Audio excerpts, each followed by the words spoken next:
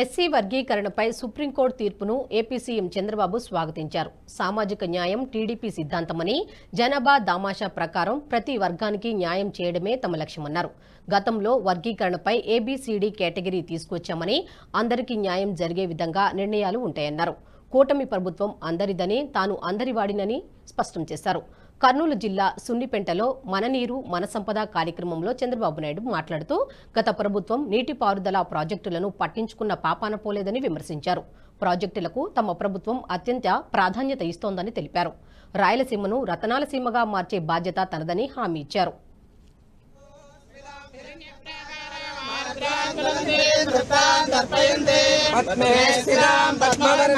ఇక్కడికి వచ్చినప్పుడు ఈ రోజే ఒక వార్త వచ్చినది కూడా మీరు గుర్తుపెట్టుకోవాలి.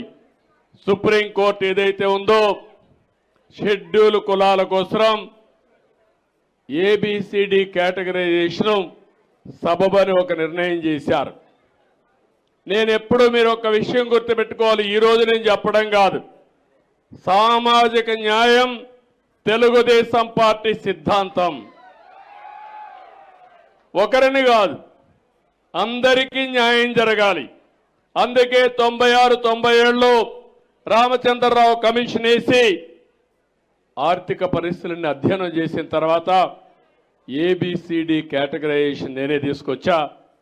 తర్వాత అది డిఫరెంట్ కోర్ట్స్లో ఛాలెంజ్ అయ్యి ఇప్పటి వరకు అనేక విధాలుగా ముందుకు పోయి ఈరోజు దాన్ని 7 జడ్జెస్ బెంచి ధృవీకరించారు, దాన్ని కూడా ఆమోదించారు.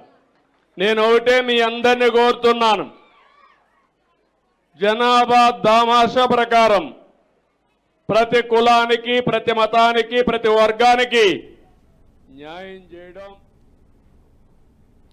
అంతకుముందు చంద్రబాబు నాయుడు శ్రీశైలం ప్రాజెక్టును సందర్శించారు.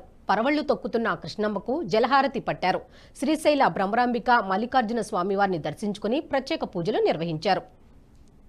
అందుకే మొన్న ఎన్నికల్లో మీరు చూశారు,